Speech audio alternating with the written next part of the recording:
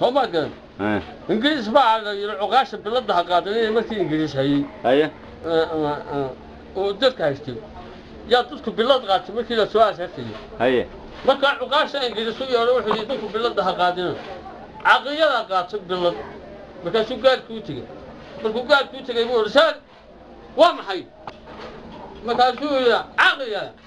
حاجوز ما حرعي ما كان شو سر waxaan u dhaxaynay dadka iyo yabaan u dhaxaynay dawladda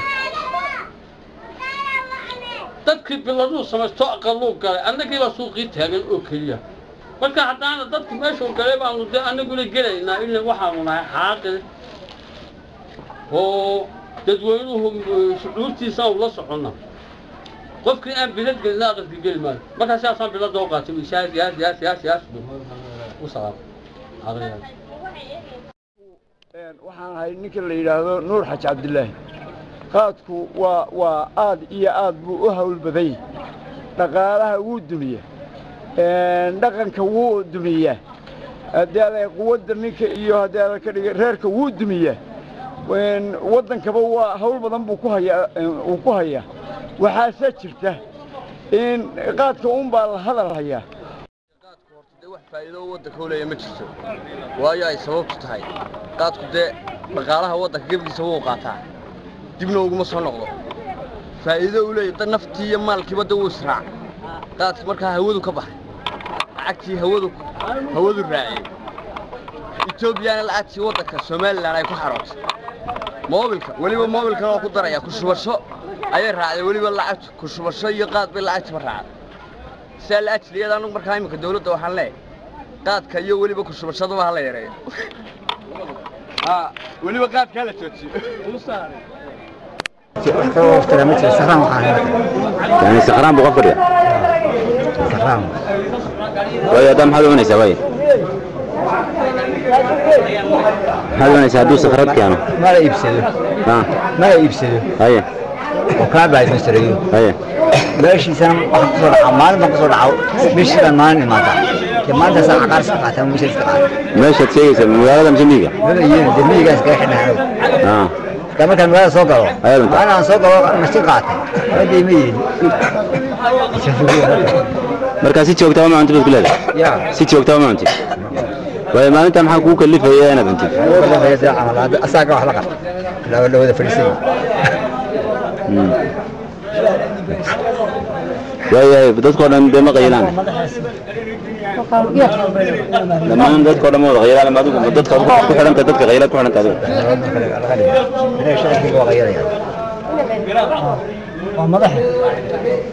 واحد بدك قدام غيران بالشيء كمان تبي غيران مركا هذا غيران وغيران يعني كبح بس قال مثل ما باركتها قال كل معي سبحي ببلودا غيرات بس دور كدرودا دور ببلودا ما أبي كذا تبارك كسيدا يا تبارك أبي كذا كسيدا هل كان حاجات كويسة ما يريد ما كنت مش غيسة ما شاء الله ما أنت يمشي غيسة ما أنت واحد مرات يا لو تكون لا أنا لو تكون وشري غيرات أنا مش كويسة غيرات صنع كويسة والله بيجت ولا بيجت مشيتوا يمشي رسيا ليه حدك $1 كم سنة $1 شعر سنين ما حدش غيره قال كش غيره بنت ايه لا واحد كش غيره كش غيره غادي رباطني المحزين ده غادي هل كان كش غيره مقود بقى غادي غيره قال فيه مقود بقى مركز لباتة سنة كش غيره ويا لباتة سنة شغال كلام قاعد كان منه أخر شغال كلام قصد مش تبع هي فايدة مش هذا ما كوبيشة ما لش هذا عادي مو بهشة الروتي واحدة سياكم مصرف هذا قالكم مصرف مصرفي شيء كان ليش ثم واقع كاس ما كشك يا روح هذي ما حفيسي كان اللي يجي كم بيحي معي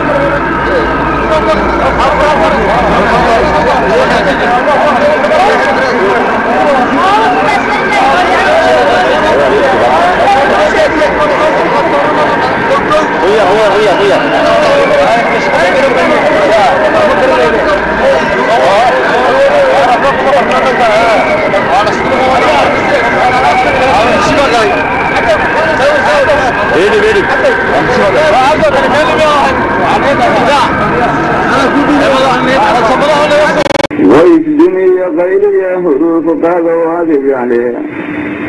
قلبي قوقا قرى واحتر قضواتك عليه أربري كاذبة قلقل قضواتك عليه كفقا واندمر وذا قرما قضواتك عليه جركو قاشا نظركو قيرا قضواتك عليه معدن قلته وشون لقبا قضواتك عليه daawadayaal mar kale kusoo dhawaada barnaamijkayga dhibaatooyinka oo leeyahay qaadka waana ku mahadsantihiin kilibkaasi ama fideogaasi kooban oo aad daawateen barnaamijka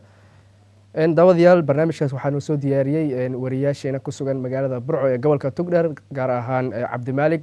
aad u mahadsan yahay mar kale haddaa kusoo dhaweeyo Abuukar Cawaale oo ah mar hore sidaan ii sheegay uu ololayaha ama campaignerka u taagan mar waliba in oo runtii ummadda Soomaaliyeed dhibaatooyinka dhibka aadka u weyn inuu ka joojiyo qaar ahaan qaadka oo ah dhibaato aad u weyn ku haya ummadda Soomaaliyeed ayaa maanta waxaa noo suur gashay Abuukar Cawaale oo nagu soo booqday stuudiyaheena magaalada Birmingham oo ku leeyahay TV-ga Somalisat. Abuukar marka hore kusoo dhaweeyo mar labaad marka xiga waa daawanay klibkaas ku saabsan ama fideogaas ku saabsan oo ka hadlaya qaadka iyo dhibaatada uu leeyahay runtii dadka qaarna waxay aaminsan yihiin in qaadka uu yahay wax fiican oo nolosha runtii ay ku wadaan sida hadda aad daawanayna fideoga hooyada Soomaaliyeed ka hadlaysay ilmaha ay ku soo koraysay iyo waxyaalo kale runtii aad u far badan dadka qaarna waa ka soo horjeesteen inuu dhibaato aad u weyn yahay ay ku taageersan yihiin sida adiga oo kale oo runtii ololo aad u weyn marka hore kusoo dhawow bismillaahir rahmaanir rahiim horta marka hore aad baan idinkaga mahadcelinayaa Somalisat waa markii ugu horreysay halkan imaado aad baan barnaamijyadiina ula socdaa ma sha Allah shaqo fiican baad ummadda u haysaan marka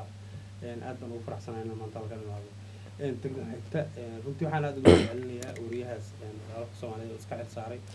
waxaan kaloo aad ugu mahadcelinayaa dadweynaha reer Burco ama reer Somaliland baan dhahay oo runtii si hufnaan ah uga hadlay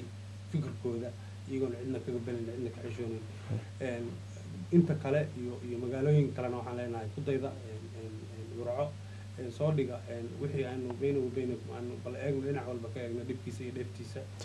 markaas baynu qiyaasi karnaa oran karnaa maxaynu ka yeelnaa tallaabada labaad loo gudbi karaa haddii aan usoo noqdo cajiradda run weeye runtii waana wax la dareemi karo hooyadu markay dhahdo ilmahaasaan ku koriyaa iskuulkiisii baan ka bixiyaa gurigii baan ku jaarkiisii baan ka bixiyaa dee noloshooda dhanba ma soo saari